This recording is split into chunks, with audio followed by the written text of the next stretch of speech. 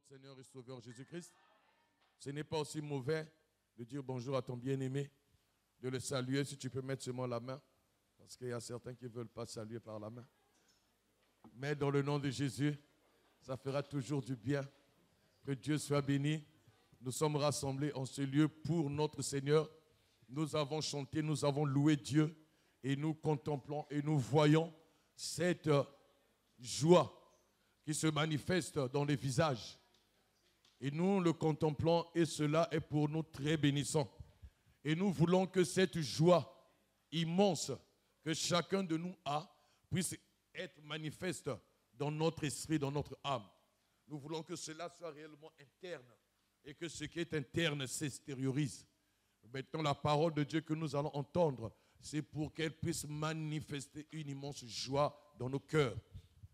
Nous allons prendre nos Bibles.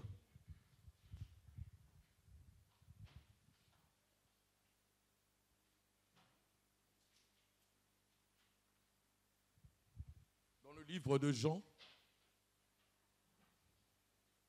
au chapitre 10,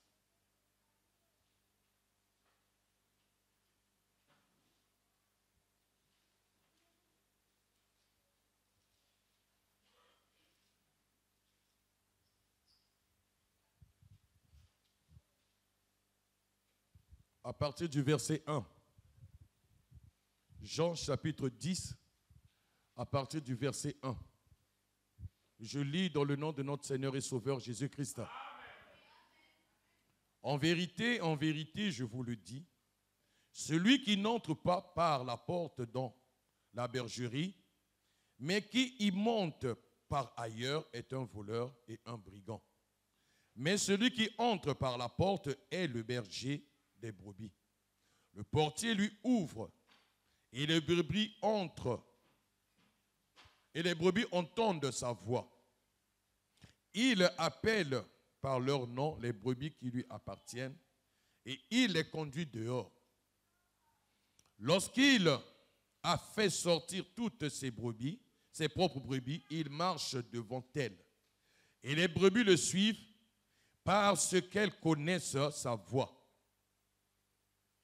Ils ne suivront point un étranger, mais elles fuiront loin de lui parce qu'elles ne connaissent pas la voix des étrangers. Jésus leur dit cette parabole, mais ils ne comprirent pas de quoi il leur parlait. Nous allons prendre toujours dans le livre de Jean, mais au chapitre 14. Jean chapitre 14, je commence par le verset 1. Que votre cœur ne se trouble point. Croyez en moi et croyez en Dieu. Il y a plusieurs demeures dans la maison de mon Père. Si cela n'était pas, je vous l'aurais dit. Je vais vous préparer une place. Et lorsque je m'en serai allé et que je vous aurai préparé une place, je reviendrai et je vous prendrai avec moi afin que là où je suis, vous y soyez aussi. Vous savez où je vais et vous en savez le chemin. Thomas lui dit, Seigneur, nous ne savons pas où tu vas. Comment pourrions-nous en savoir le chemin? Jésus lui dit, je suis le chemin, la vérité et la vie. Nul ne vient au Père que par moi. Si vous me connaissiez, vous connaîtriez aussi mon Père. Et dès maintenant, vous le connaissez et vous l'avez vu. Philippe lui dit, Seigneur, montre-nous le Père et cela nous suffit. Jésus lui dit, il y a si longtemps que je suis avec vous et tu ne sais pas, et tu ne m'as pas connu, Philippe. Celui qui m'a vu a vu le Père. Comment dis-tu, montre-nous le Père? Ne crois-tu pas que je suis dans le Père et que le Père est en moi? Les paroles que je vous dis, je ne les dis pas de moi-même. Et le Père qui demeure en moi, c'est lui qui fait les œuvres. Croyez-moi, je suis dans le Père et le Père est en moi. Croyez du moins à cause de ses œuvres.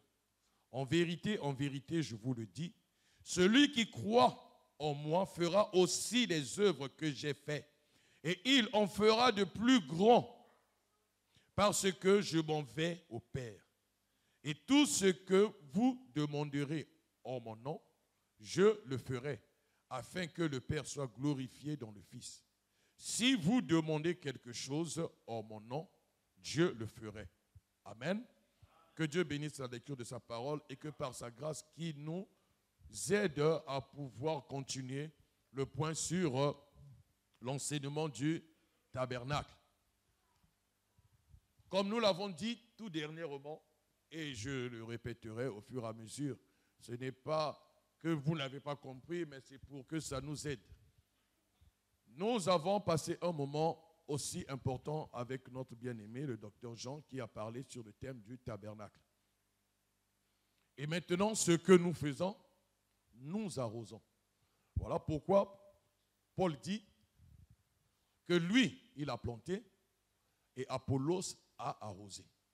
En quoi consiste cela?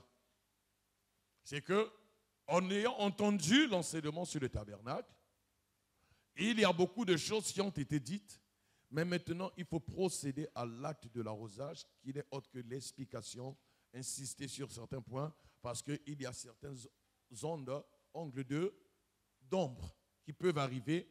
Il y a des endroits où certains n'ont pas eu la capacité de bien comprendre, donc on réexplique, on réexplique. Ça serait malsain, et c'est ce qui se passe aujourd'hui dans beaucoup d'assemblées, où lorsqu'il y a un serviteur qui passe, un prédicateur, un ministre, quelle que soit la grâce qu'il a, il commence un thème, il finit le thème, un autre vient, il rajoute un autre thème. Un autre vient, il rajoute un autre thème. Un autre vient, il rajoute un autre thème. Le peuple de Dieu a la tête pleine, mais le peuple de Dieu n'a pas la vie. Pour tous ceux qui ont eu la grâce d'être à l'école, parce qu'aller à l'école aussi, c'est une grâce. Parce qu'il y a des enfants qui sont nés et qui n'ont jamais connu l'école. Mais toi, tu vas à l'école. Alors, lorsque nous étions à l'école, un bon professeur, un bon instituteur ne peut pas entamer un autre chapitre si il ne s'est pas rendu compte que ses élèves ont compris. C'est-à-dire que lorsqu'il commence un chapitre quelconque, il doit expliquer le chapitre et après, il doit passer au contrôle. Mais avant le contrôle, il y a toujours une partie qu'on a toujours appelée exercice d'application. Vous vous souvenez? Donc c'est ce que les professeurs avaient toujours fait. Il y a ce qu'on appelle l'exercice d'application. C'est un exercice qui est fait et il montre la méthode de résolution. Il résolut le problème avec tous les élèves. Après cela, avant d'entamer un autre chapitre, il doit passer à l'épreuve. Un contrôle. Et le contrôle est fait. Après le contrôle, il y a la correction. Et chacun connaît quelle est sa note. Et ça permet aussi au professeur de savoir comment est-ce qu'il peut avancer et connaître le niveau des étudiants, des élèves. Parce que le but de l'enseignement, c'est quoi? C'est de communiquer la pensée aux élèves afin que les élèves, à la fin de l'année, puissent aller en classe supérieure. Mais ne pas aller en classe supérieure par la fenêtre, mais par la porte. Et ayant un bon bagage, afin qu'ils arrivent à se défendre à la classe supérieure. Je me fais comprendre? C'est aussi ça le travail des ministres, des prédicateurs. Lorsqu'il y a un serviteur qui passe, qui prêche, tout prédicateur par la suite doit maintenant, celui qui passe après, doit arriver à arroser le message afin que l'on sache est-ce que l'Église est arrivée au niveau de la compréhension pour par la suite rentrer dans un autre chapitre. Mais si le peuple de Dieu n'a pas compris le thème, et si par la suite vous rajoutez un autre thème, mais les difficultés qu'ils avaient au premier thème, ce n'est pas le deuxième thème qui va les aider. Parce que tout thème que nous recevons est important. Mais maintenant, il peut arriver que le prédicateur qui est passé, il a donné un enseignement et à l'intérieur, il a des faussetés. Celui qui viendra après, il ne viendra pas pour donner un autre thème, il doit passer pour déraciner. Est-ce que je me fais comprendre? il doit passer pour corriger ce qui était faux, afin que le peuple de Dieu ne tombe pas dans l'erreur. Si cela n'est pas fait, il y a un problème. C'est la raison pour laquelle vous voyez beaucoup d'assemblées. Les gens viennent, ils donnent des thèmes. Je viens, je donne un thème, un mois, 2 mois, le thème, je finis. Le frère Naïl qui revient, il va donner un autre thème. Et il s'en va, le frère Prudent vient, il donne un autre thème. Et après, on reçoit le docteur Maurice, il viendra un autre thème. Vous avez compris quoi? Rien. Voilà pourquoi, par la grâce de Dieu, je viens maintenant pour arroser, afin que ceux-là qui avaient des difficultés et qui n'avaient pas bien compris le sens puissent comprendre. Ah, c'était comme ça. Lorsque on plante une sémence, la suite, il faut arroser. Si on n'arrose pas, ça ne va pas pousser. Mais celui qui arrose, il doit savoir aussi là où est-ce que celui qui a planté a planté. Donc, c'est qu'il doit être attentif à l'enseignement que l'autre a donné. Donc, c'est que lorsque le frère a planté, j'ai vu là où il a planté. Et je dois arroser là où il a planté. Et lorsque j'arrose, je dois aussi enlever les mauvaises herbes qui poussent tout autour, afin que ce qu'il a planté puisse pousser. Et par la suite, que l'on puisse voir les fruits. C'est la raison pour laquelle nous sommes en train d'arroser. Alléluia. Est-ce que c'est bon pour tout le monde? Cela ne veut pas dire que parce que j'arrose et que je n'ai pas de thème. Non. Mais c'est en arrosant que ça va aider l'Église à grandir. Et le jour où il y aura un autre thème, l'Église pourra avancer avec. Nous n'allons pas aller comme plusieurs assemblées où ils invitent un serviteur qui vient. Il prêche, le thème est fini. Lui, tellement qu'il a envie, on te donne lui de prêcher, et il revient, il donne aussi l'autre thème. Non, Dieu sait ce qu'il fait, et selon son temps. Il sait comment est-ce qu'il est en train de nous emmener. Je peux avoir au-dedans de moi un thème. Et le thème que j'ai, c'est d'enseigner le peuple de Dieu sur la foi. Et Dieu sait que le peuple de Dieu doit grandir dans la foi. Mais en ce moment-ci, on nous a parlé du tabernacle. Il faut d'abord que le peuple de Dieu comprenne ce mystère. Et après, lorsque je parlerai sur la foi, il n'y aura pas de difficulté. C'est bon pour tout le monde? J'ai donné cet exemple. J'ai commencé par cette exhortation afin que ça nous aide pour comprendre le sens pourquoi nous sommes en train de arroser.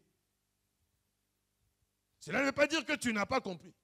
Non, tu as compris. Mais il y a des points auxquels nous devons arroser pour que cela puisse rester en toi et que par la suite, ça puisse porter des fruits.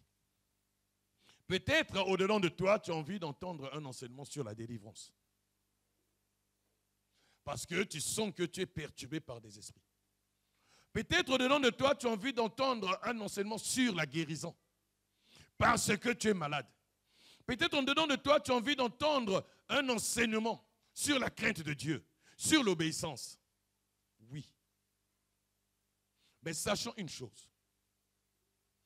Pour ceux qui ont assisté ou bien qui ont fait l'agriculture, qui ont déjà planté des semences, lorsque vous voyez le noix, qui a déjà mangé une mangue, ah voilà. Donc je pense que nous tous on a mangé des mangues. Et lorsque nous avons mangé des mangues,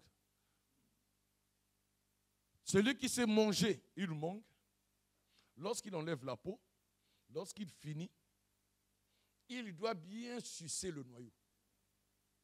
Il faut qu'il gratte tout. Et le noyau va être vraiment vide. Plus rien.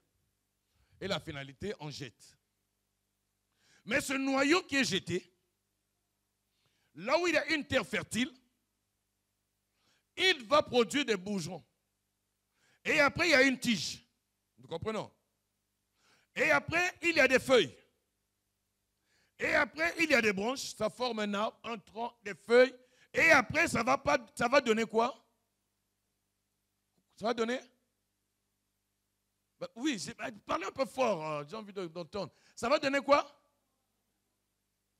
Des fruits. C'est bon. Ça va donner des mangues. C'est bon. Mais j'ai une chose que je n'ai pas compris. Parce que vous me dites que ça va donner des fruits. Vous me dites que ça va donner des mangues. Mais ce n'était qu'un seul noyau. Est-ce que je me fais comprendre? Il n'était qu'un seul noyau. Et lorsque je l'ai jeté, j'ai mangé tout. J'ai tout mangé. Mais lorsqu'il n'y avait pas d'arbre, il n'y avait pas de feuilles qui étaient restées dans le noyau. Il n'y avait pas de tige, il n'y avait pas de tronc, il n'y avait pas de fruits. Mais ce simple noyau que j'ai jeté à une terre fertile va donner tout un arbre. Et cet arbre-là va porter des feuilles. Et cet arbre-là va donner des fruits. Et en sa saison. Pendant des années. Mais c'était qu'un seul noyau. Ce qui veut dire que la parole de Dieu est une sémence.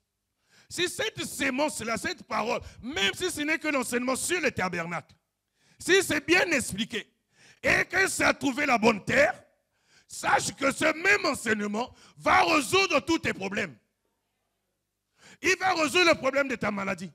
Il va résoudre le problème de tes possessions. Il va résoudre tous les problèmes. Mais si cet enseignement, tu ne l'as pas reçu, ce n'est pas parce que l'on va prêcher sur la guérison que tu seras guéri. Non. C'est parce que tu auras entendu, reçu l'enseignement dans la bonne terre. Est-ce que c'est bon? Donc ne te tracasse pas.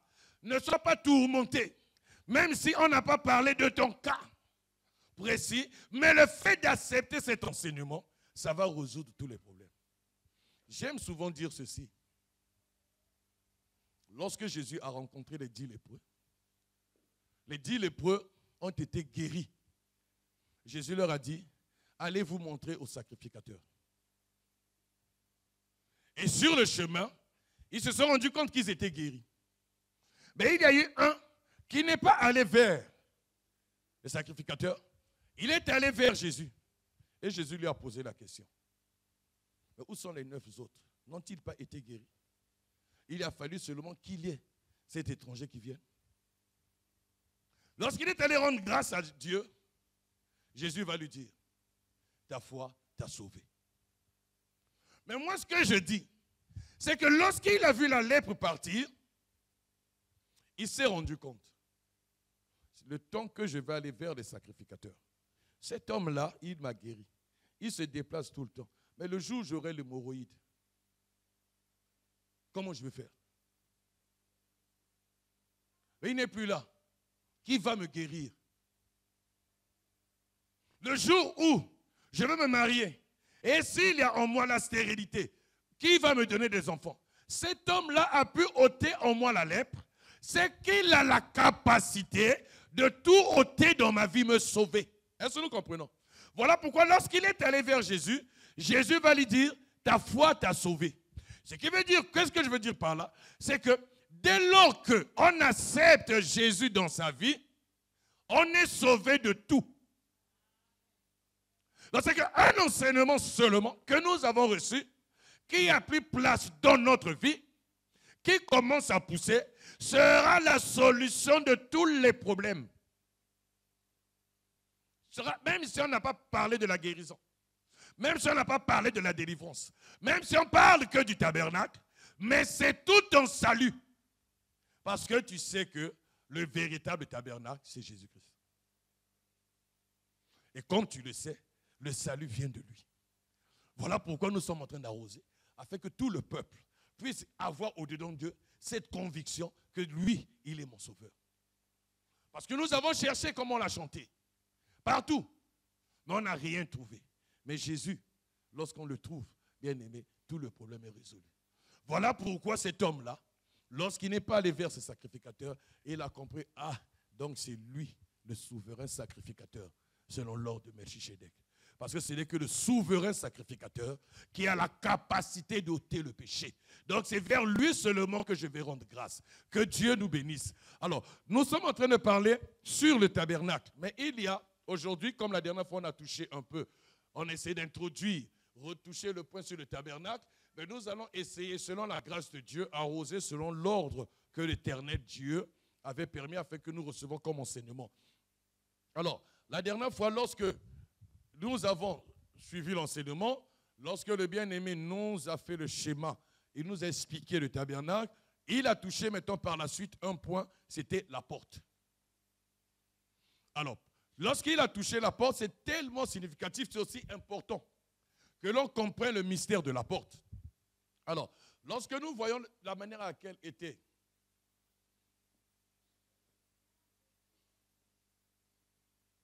le tabernacle, je le fais un peu à demi pour montrer un peu comment était la porte.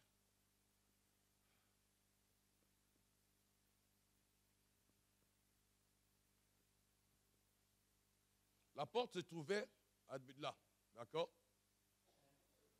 Nous avons lu le test. Je n'ai pas repris le test dans le livre de Exode 27 parce que nous l'avons. Et puis, nous allons au fur et à mesure expliquer. Là, c'était la porte, d'accord? La porte du parvis. Alors, lorsque il y avait la porte, il y avait des colonnes, il y avait tout ce qu'il fallait. Mais sauf que dans cette porte, on a mis un rideau. Nous comprenons?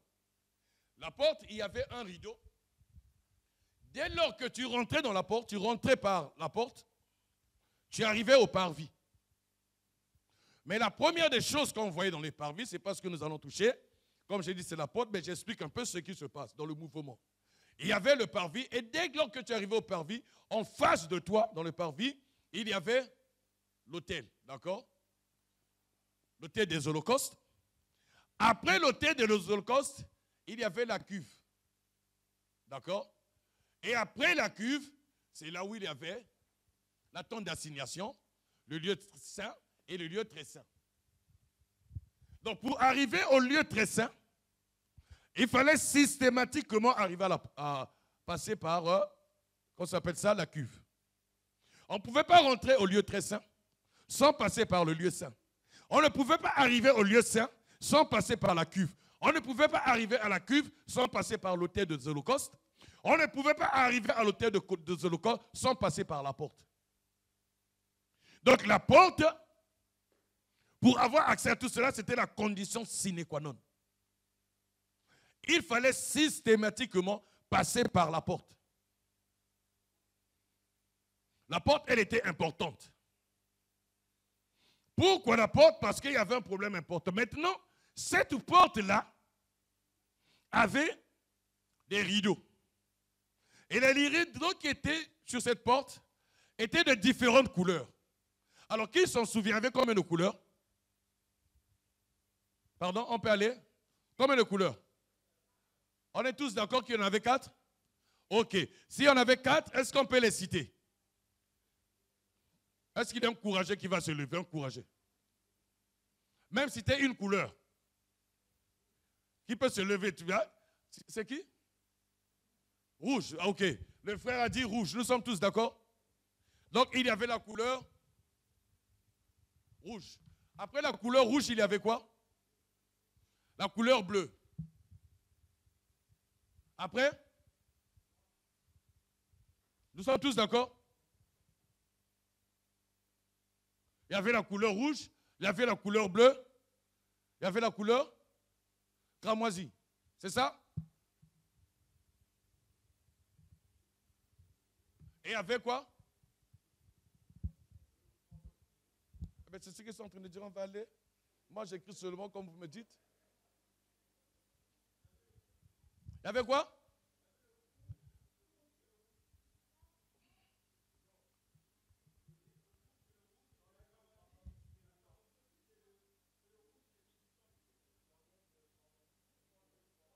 J'enlève cramoisi.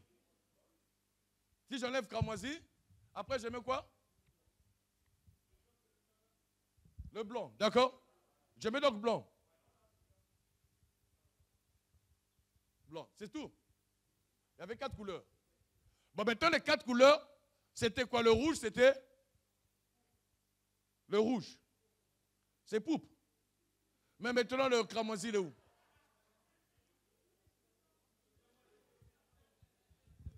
Alors, on revient. Il y avait la couleur cramoisi. Cramoisi qui était rouge, mais un rouge foncé, de couleur de sang. Nous sommes d'accord. La couleur pourpre, c'était la couleur rouge, mais de ce genre. Nous sommes d'accord. Et il y avait la couleur bleue, et il y avait le fin lin, qui était la couleur blanche. Alors maintenant, Lorsqu'on a expliqué tout ça, ces couleurs-là représentaient quoi? Est-ce qu'on a une idée? Le bleu, c'était le ciel, là. Ok, mais on va aller doucement. Hein? Après, ici, blanc.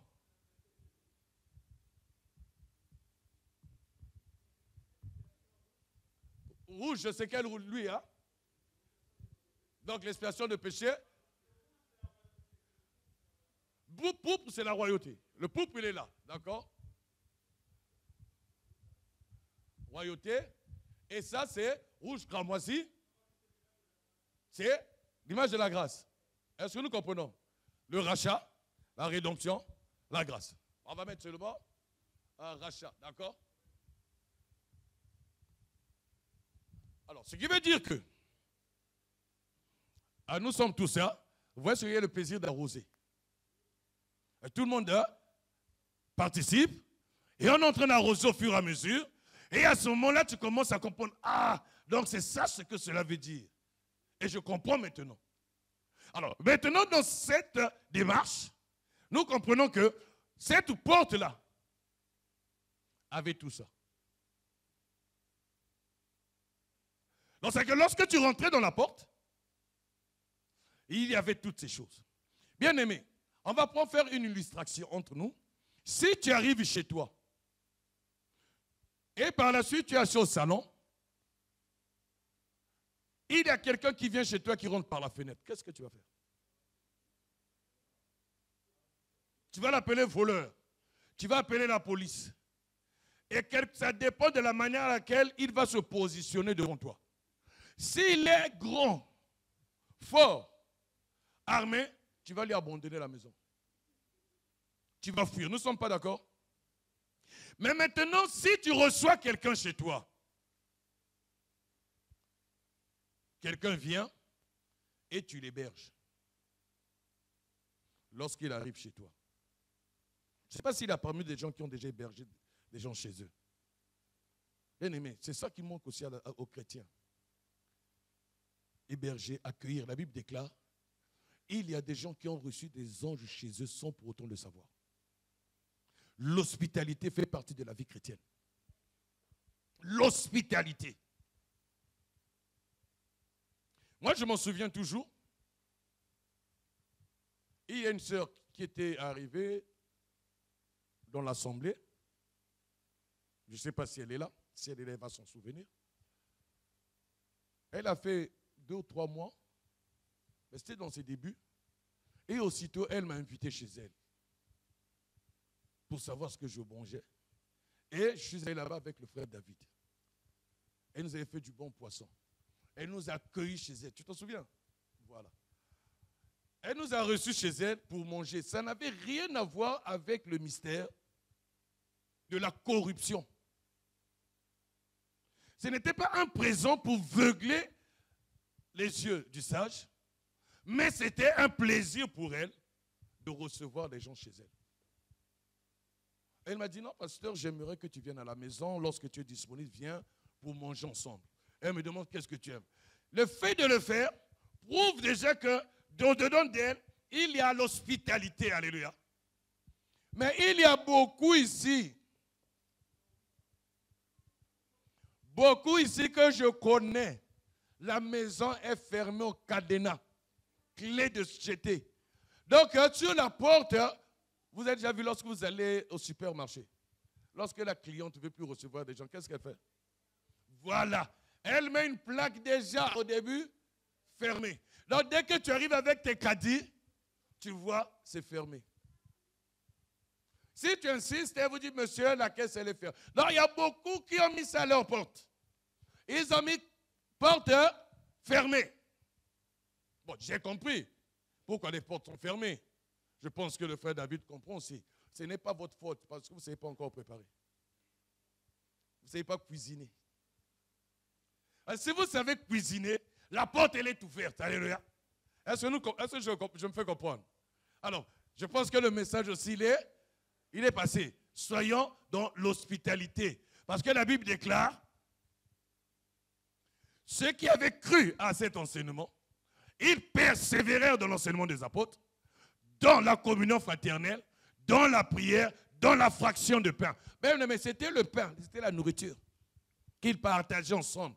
Est-ce que vous voyez? Donc, inviter quelqu'un chez toi, ça crée aussi beaucoup de choses. Entre nous les saints, ça fait beaucoup de choses. Vous savez, lorsque tu vas inviter des frères chez toi et qui viennent à la maison, bien aimé, si ta soeur, ton épouse, elle aimait te quereller, le fait que les gens viennent chez toi, elle va arrêter. Est-ce que je mens? Parce que c'est que les gens viennent. Comme elle est aussi à l'église, elle va finir par arrêter, sa délivrance sera comme ça. Si le frère, il fait n'importe quoi, le fait que les frères viennent, il va arrêter parce que c'est que les gens le voient. Lorsqu'il va venir, on voit bien, mais souvent nous disons, je n'ai pas peur des hommes. La Bible a dit, il faut craindre Dieu, bien aimé. On nous a donné l'exemple hier. Non? La dernière fois, on nous a donné l'exemple. Pourquoi tout ce que nous faisons mauvais, nous le faisons en cachette? Et parce que nous craignons les gens. Nous craignons les hommes. Nous ne voulons pas qu'on nous voie. Donc c'est que la présence aussi d'un frère, d'une sœur chez toi, ça fait du bien. Alors, qu'est-ce que j'allais dire dans cet exemple? J'allais dire ceci. Si tu reçois quelqu'un qui vient chez toi, lorsqu'il arrive chez toi, il rentre par la porte, c'est que tu l'as accueilli. Mais maintenant, qu'est-ce que tu fais? Qu'est-ce que tu lui dis? Il viendra vivre chez toi pour 3 mois. Il viendra vivre chez toi pour 3 ans. Ou bien pour une durée indéterminée. Qu'est-ce que tu vas faire? Qu'est-ce que vous allez faire? Vous ne savez pas? Vous n'avez jamais fait? Pardon? Voilà, on lui présente la maison. On lui fait, voilà, il dépose ses affaires. Fais comme chez toi. Pardon? Pardon? On lui présente les accès. Pardon? Pardon?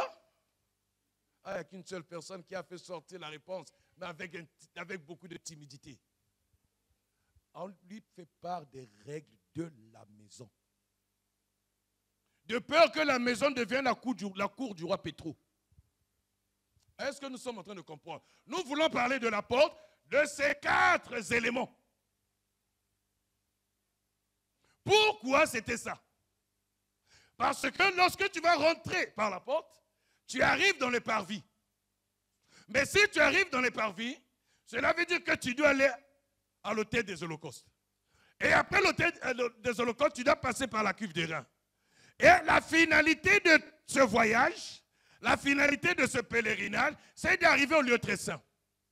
Nous comprenons? Voilà pourquoi on nous avait dit la dernière fois que le tabernacle, c'était aussi l'image qui était en 4. Je veux dire en 3 parties. Du mouvement des enfants de Dieu, Égypte, désert, Canaan. Est-ce que nous comprenons? C'est qu'une fois que Israël se lève pour quitter, dès qu'ils rentrent ici, ils ne peuvent plus faire marche arrière. Vous comprenez? Mais on nous a dit que l'Égypte, c'était parvis, d'accord? Le désert, lieu saint, et est-ce que nous comprenons? Maintenant, j'aimerais, parce qu'on parle de la porte, mais nous allons essayer d'expliquer un mouvement. Dieu dit à Abraham, il lui dit, il est dans un environnement donné, on a souvent donné cet exemple, mais je le reprends aussi. Même si on reprend, même si vous allez dire, ah, mais il a déjà dit ça pour qu'il revienne, non. Dans la Bible, c'est comme ça, lisez bien la Bible, vous allez voir que Dieu ne fait que se répéter. Nous aussi, nous n'avons pas d'autres enseignements. Nous ne reprenons que ce qui a été déjà dit. Ce qui est dit aujourd'hui, c'est ce qui avait été dit aussi au temps des apôtres. Il n'y a pas d'autres enseignements, c'est les mêmes enseignements, nous ne faisons que répéter. La seule chose, nous ne devons pas faire passer des ciseaux. Alors, Maintenant, nous savons que Dieu avait dit à Abraham, tes descendants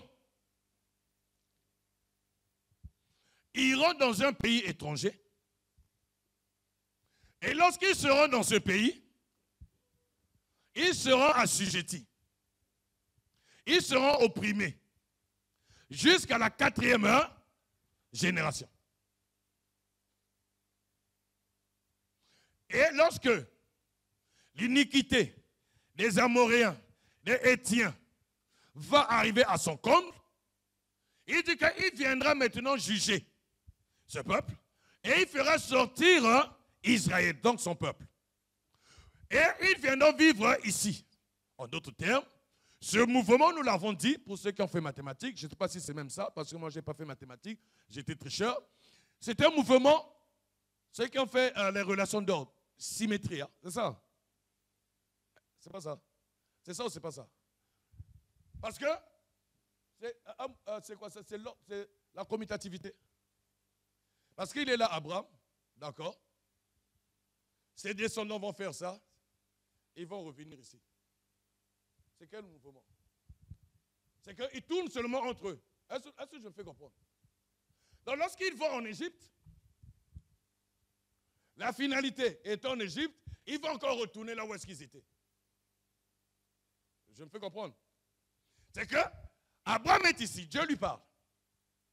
Et il lui fait comprendre que tu es descendant. Mais lorsque Dieu parle, Abraham n'a pas d'enfant. Mais Dieu voit les descendants.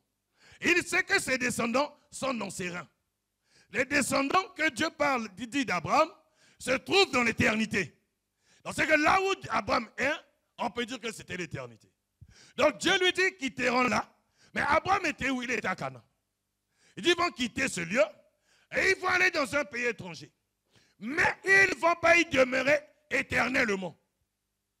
Mais la finalité, ils doivent venir ici. Mais la condition que Dieu a donnée, c'est qu'ils seront opprimés. Mais ceux qui vont les opprimer, lorsque le mal va monter, moi je vais maintenant agir pour les faire sortir et ils reviendront encore ici. Alors, maintenant, ce que nous voulons expliquer, parce que nous sommes toujours sur l'explication de la porte. Nous sommes toujours là pour arroser le point de la porte, afin que tu comprennes cette importance.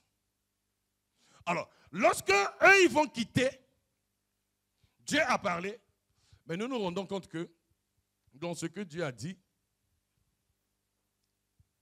Israël n'est pas encore arrivé dans ce pays étranger. Isaac naît,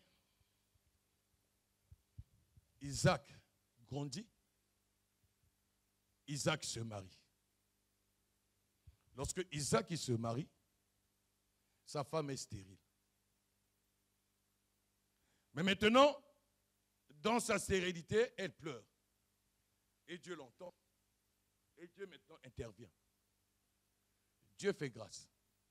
Et maintenant, Rebecca, Dieu se souvient d'elle. Elle est maintenant en grossesse, elle attend un enfant. La Bible déclare que dans son sein, les enfants vont se battre. Et elle aussi, en voyant ce mouvement, elle va maintenant s'énerver. Elle va dire, mais quel est ce problème-là? Il serait souhaitable que je sois stérile. Au lieu de vivre cette situation. Mais Dieu va lui répondre. Dieu va lui expliquer le pourquoi. Dieu va lui dire, au-dedans de toi, il y a 2 nations. Mais le plus jeune dominera sur l'aîné. Elle comprend maintenant la chose. Tu sais, mon bien-aimé, ce n'est pas mauvais de poser la question à Dieu pourquoi je souffre. Parce que Dieu va répondre. À moins que tu sois l'auteur de ta souffrance par l'acte du péché. Mais la souffrance auquel tu vis ne doit pas être une occasion pour abandonner Dieu. Est-ce que je me fais comprendre? La souffrance auquel tu vis, auquel tu subis, ne doit pas être une occasion pour abandonner Dieu. Tu as dû peut-être prier pour une situation donnée. Dieu te l'a accordé. Mais maintenant que tu as cette chose, tu te rends compte que tu en souffres. Dieu sait ce qu'il veut faire. Il y a peut-être un brisement, il y a un cas de délivrance.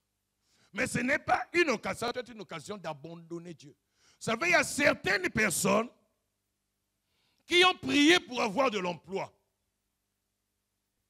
Mais là où Dieu a permis qu'ils puissent travailler, ils se sont rendus compte qu'ils étaient opprimés par les responsables. Ils se sont rendus compte que le salaire n'était pas consistant par rapport à ce qu'ils attendaient. Et par la suite, ils ont démissionné.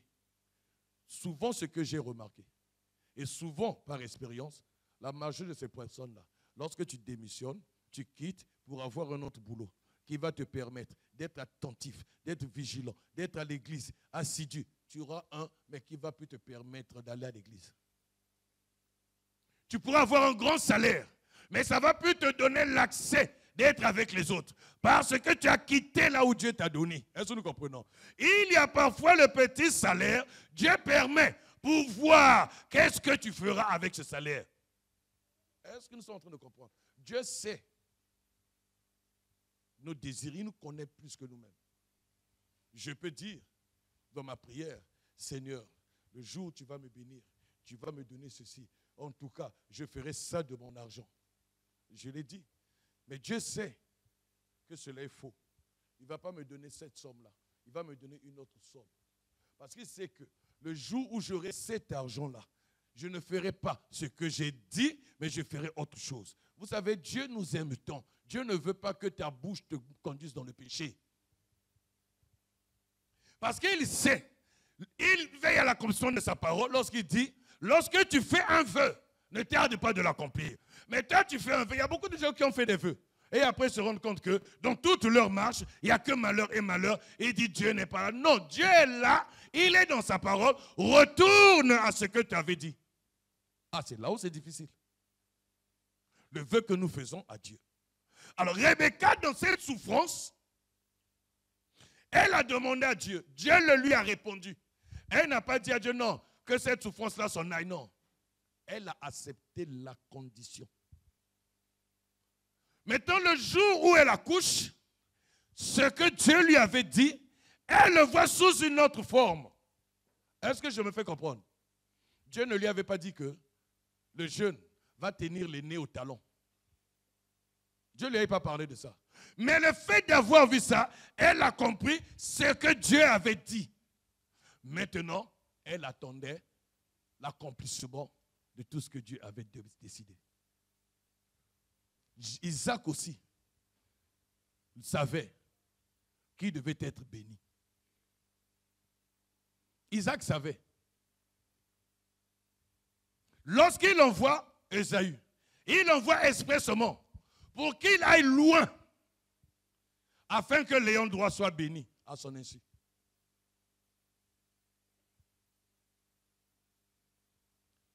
Il n'y avait pas les animaux dans la maison. La Bible dit clairement que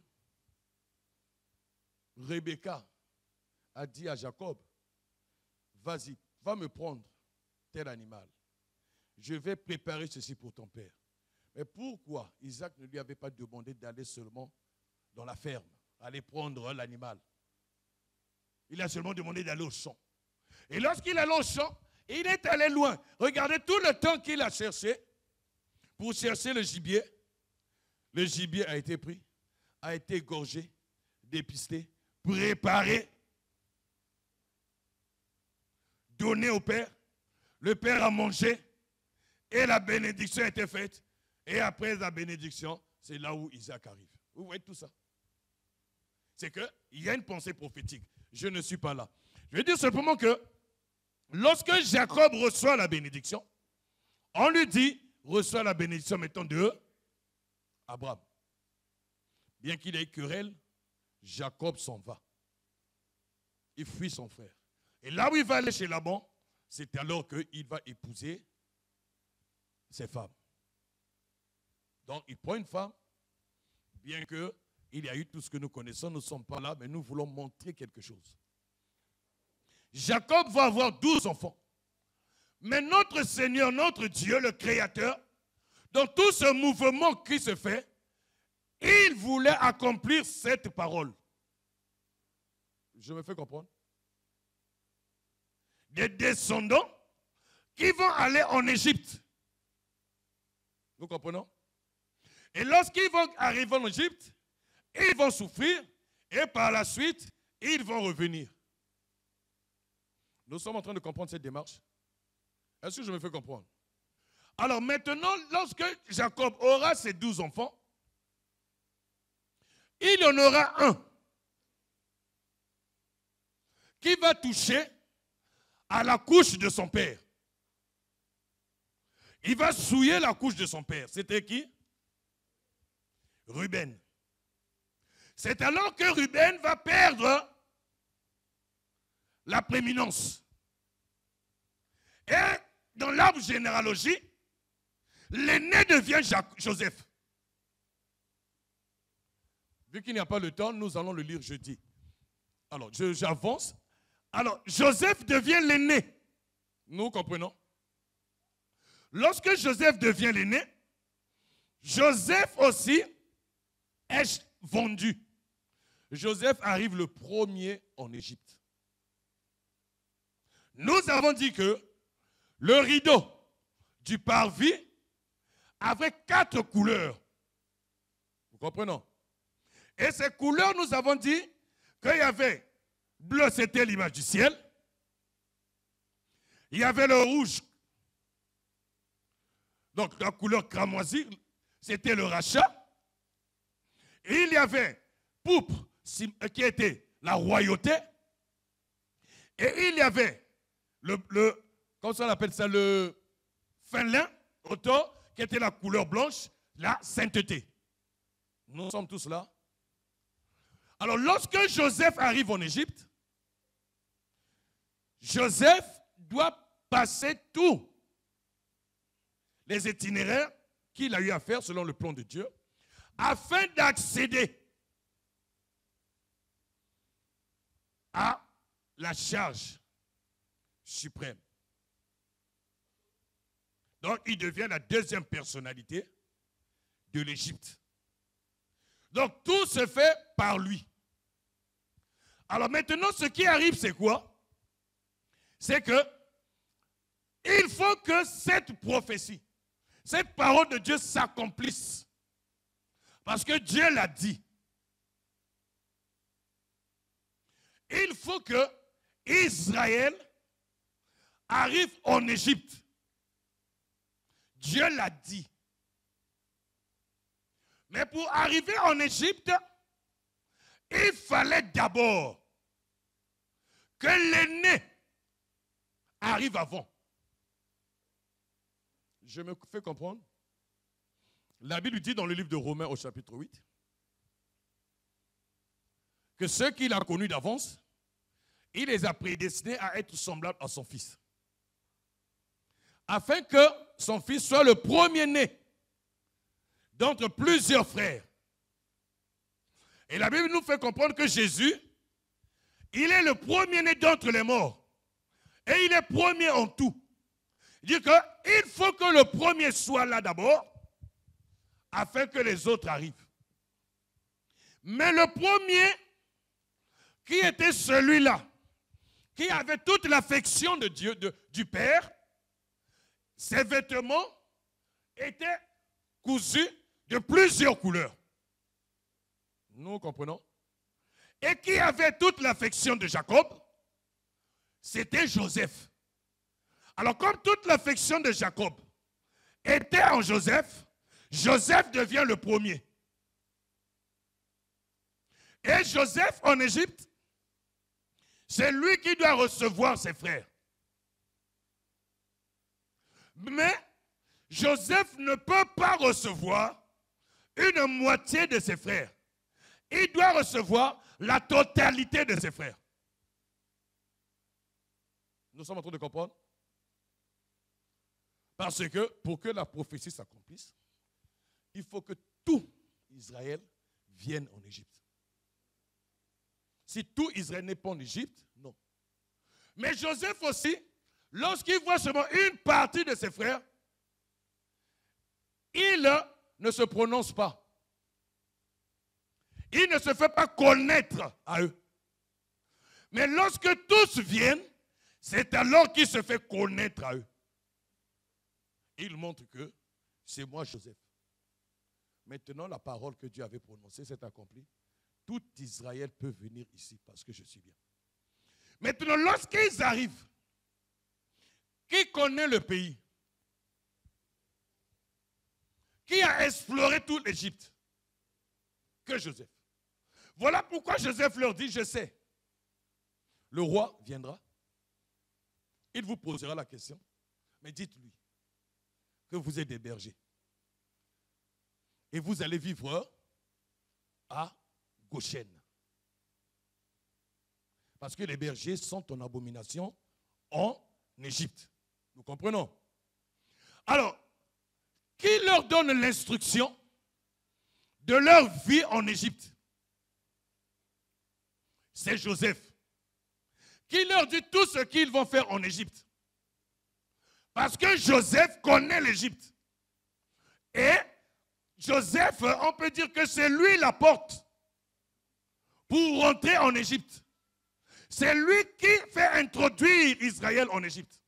Si Joseph n'est pas là, Israël ne peut pas rentrer en Égypte. C'est que Joseph donne des règles. Nous comprenons tous? Il donne des règles pour demeurer en Égypte. Et Israël a le droit de l'accepter. Et a le droit de dire Amen. Parce qu'il est l'aîné. Ce qui veut dire, qu'est-ce que nous voulons dire par là? Parce qu'on s'est baladé. Alléluia. Que Dieu vraiment vous bénisse. On s'est baladé, mais dans toute cette balade, nous voulons arriver à un point. Pour rentrer dans le parvis, il faut accepter ces 4 couleurs. Si ces 4 couleurs, tu ne les acceptes pas, tu ne peux pas rentrer dans le parvis. Parce que, à la porte, il y a ces 4 couleurs. Tu dois accepter le mystère du rachat, tu dois accepter la sainteté, tu dois accepter la royauté, tu dois accepter le ciel. Est-ce que je me suis fait comprendre? C'est-à-dire que, pour marcher avec Dieu, pour rentrer dans ses portes et aller à l'autel, à la cuve, au lieu saint, au lieu très saint, il faut que tu sois enseigné dans la connaissance, dans la révélation, dans la prophétie, dans la doctrine. Sinon, tu feras marche arrière. Bon, bien aimé, on va essayer de comprendre un point. Disons tous, qu'est-ce qu'Israël avait eu comme aliment dans le désert? Il y avait quoi? La manne? Il y avait quoi? Les cailles? Il y avait quoi? La viande? Il y avait quoi? De l'eau. Bien, mais tu as compté? La marche avec Dieu, il faut que tu manges que les aliments que Dieu a donnés. Qu'est-ce qui a provoqué la colère de Dieu contre Israël? C'est parce qu'ils avaient dit, nous en avons marre de cette nourriture. C'est que celui qui a marre de l'enseignement, c'est celui-là qui finit par sortir d'Égypte. Alors si on nous parle de la porte, c'est pour comprendre que la porte, le mystère de la porte, d'abord c'est Jésus-Christ. Jésus, c'est lui la véritable porte. Mais en Jésus, il y a le rachat, il y a la royauté, il y a la sainteté. C'est tout le ciel qui est là. Donc Dieu est en lui. Donc lorsque je crois en cela, j'accepte cela, je peux maintenant commencer la marche avec lui. Mais si je ne l'accepte pas, la marche, je n'irai pas. Voilà pourquoi il dit, tel que nous l'avons lu, il dit clairement, en vérité, je vous le dis, celui qui n'entre pas par la porte dans la bergerie, mais qui monte par ailleurs, est un voleur et un brigand. C'est que dans la marche avec Dieu, nous ne pouvons pas rentrer par la fenêtre. On doit passer par la porte. Et la porte, c'est Jésus-Christ. Si nous comprenons cela, à ce moment-là, nous pouvons maintenant par la suite accepter de marcher avec notre Dieu. Parce que cette marche-là, c'est pour aller jusqu'au lieu très saint, En d'autres termes, pour aller à Canaan. Il faut parfois que nous arrivions à la dimension de croire que je ne suis pas chrétien pour me marier. Vous allez dire, ouais, tu le dis, mais tu es marié. Non, ce n'est pas ça. Parce que ceux qui sont mariés, il y a une loi qui dit que ceux qui sont mariés fassent comme s'ils ne sont pas mariés. Ah, est-ce que vous voyez encore le mystère? Mais lorsque tu diras, oui, vous les mariés, vous le dites, parce que vous êtes mariés, c'est qu'en toi brûle l'impudicité.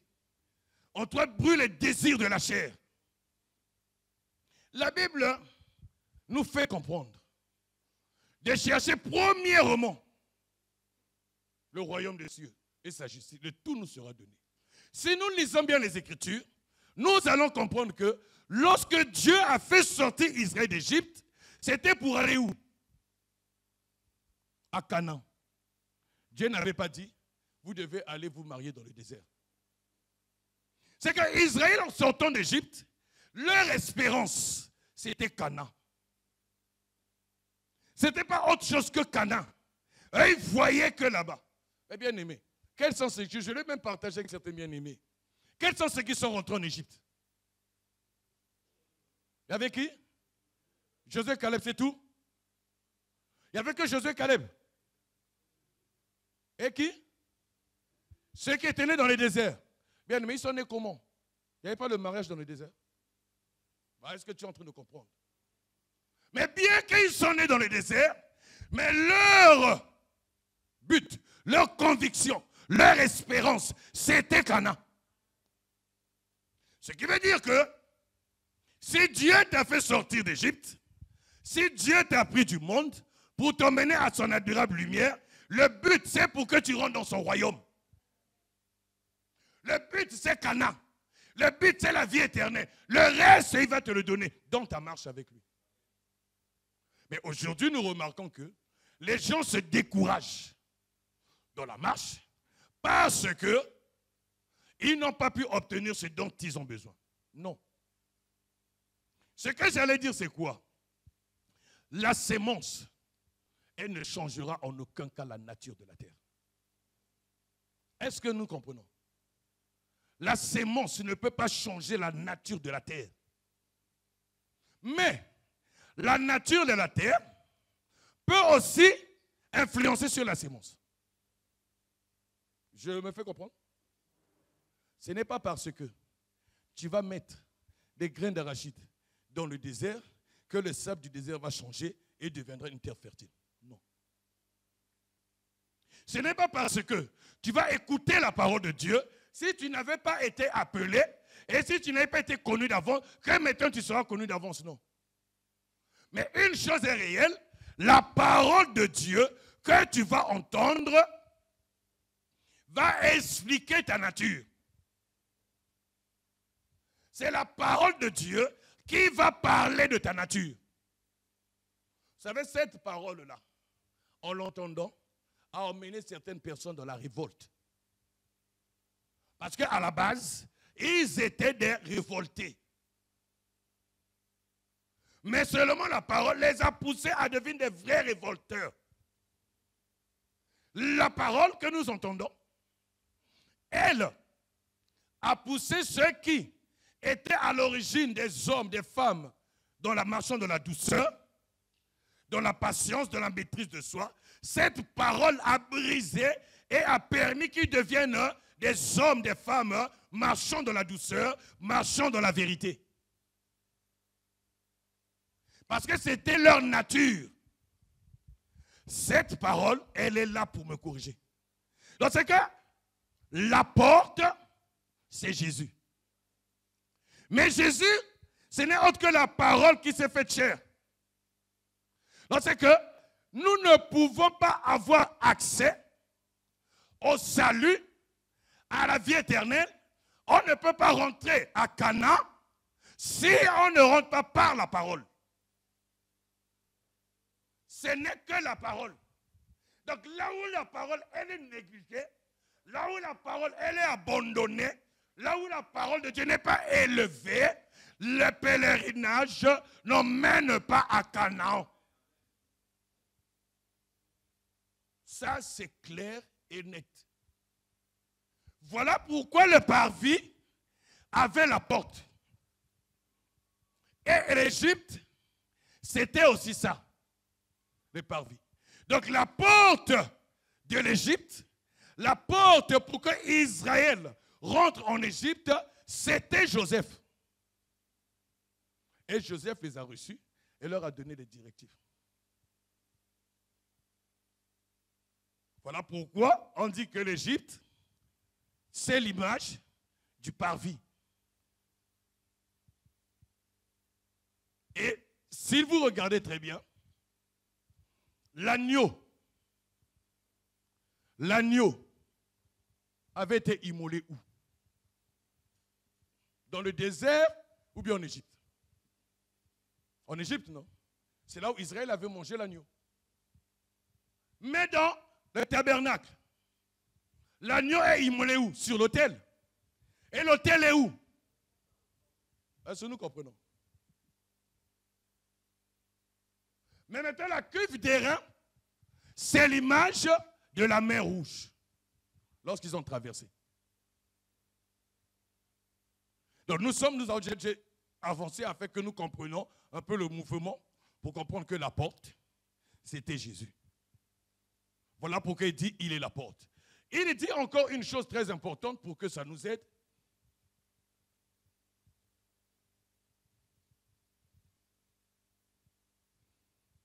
Il dit, le portier lui ouvre. Et les brebis entendent sa voix. Il appelle leurs brebis par leur nom. Il appelle par leur nom les brebis qui lui appartiennent. Et il les conduit dehors. C'est que il y a des brebis qui l'appartiennent, auxquelles lui connaît le nom. Mais lui-même, il dit,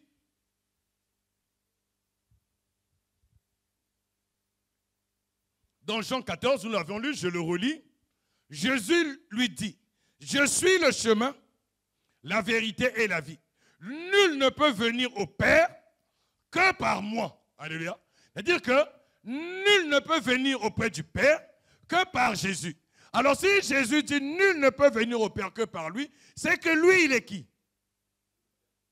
Il est la porte. Parce qu'on doit rentrer par lui. Mais nous voyons que dans le tabernacle, Dieu résidait où?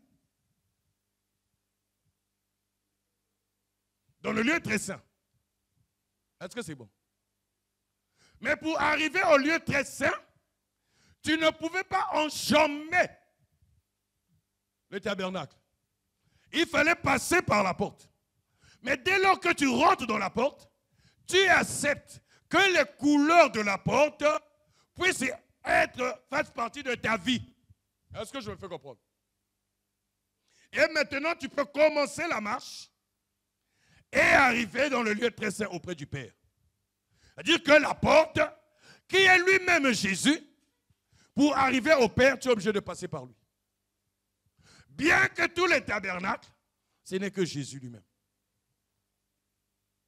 Parce qu'il dit à Philippe, celui qui a vu le Père a vu le Fils. Voilà un peu ce dont nous voulons parler. Nous avons touché et nous sommes toujours en train de toucher ces différents points afin que cela réellement prenne place en toi.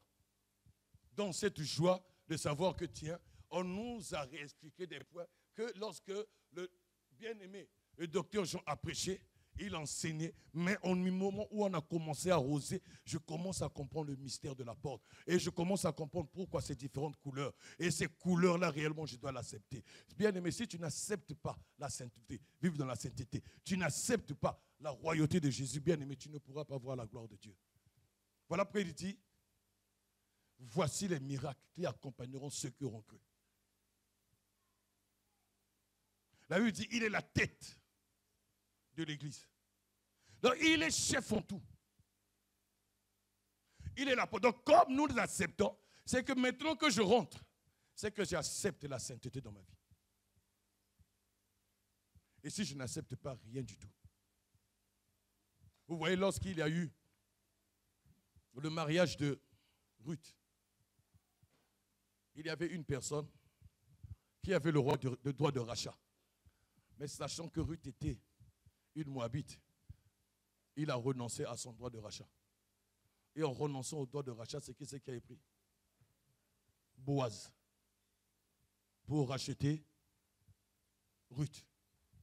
Mais s'il rachète Ruth, et comme nous le savons, pour ceux qui parlent bien français, lorsqu'on parle de rachat, c'est quelque chose qu'on avait avant. Qu'on l'achète de nouveau. Donc c'est que, en rachetant Ruth, c'est que Ruth, oui, Ruth était d'abord, elle était connue d'avance. Est-ce que nous comprenons? Dans l'éternité. Bon, bien aimé, dites-moi, est-ce que c'est vrai ou c'est faux? Est-ce que nous sommes d'accord que Ruth était connue d'avance? Elle était dans la pensée de Dieu. Nous sommes tous d'accord? En quoi? Parce que nous sommes rachetés. Mais lorsque nous lisons, on dit que nous étions sans Dieu. Mais la Bible dit, ce qu'il a connu d'avance, c'est ce qu'il a connaissé dans l'éternité. Ruth est Moabite. Ruth, elle est Moabite. Moabite, c'est qui? C'est l'enfant de l'inceste. Mais bien qu'il y ait l'inceste, elle est fille de qui? Ah, de Lot. Et Lot, Dieu dit quoi? La Bible déclare le juste Lot était tourmenté. Est-ce que nous sommes en train de comprendre? Le juste Lot était tourmenté de tout ce qui se passait en Égypte. C'est que pour Dieu, Lot était juste. Par l'intercession d'Abraham, Lot était juste.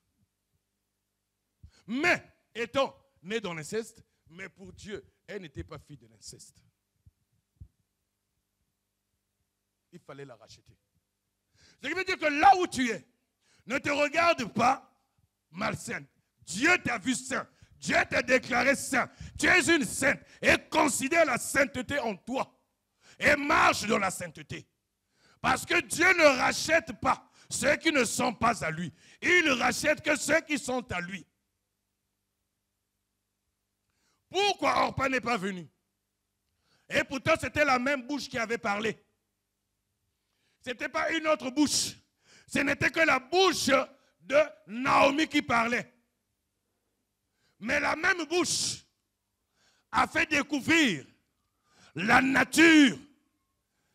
La même bouche a fait découvrir la nature de la terre. Est-ce que je me fais comprendre?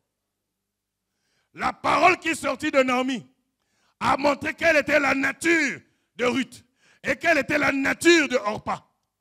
Les deux ont entendu la même parole. Les deux ont entendu la même chose. Mais Orpa a préféré retourner dans le monde. Et Ruth a préféré de suivre Naomi. Et c'est accompli son rachat.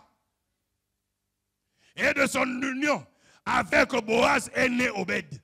Ce qui veut dire que toi aussi, si comme étant un enfant de Dieu, la voix qui parle dans ton cœur, c'est la voix qui te va te séparer de Orpa, afin que tu puisses t'attacher à Boaz. Que Dieu nous bénisse et qu'il vous bénisse. Nous allons élever nos voix, acclame pour l'Éternel et recommande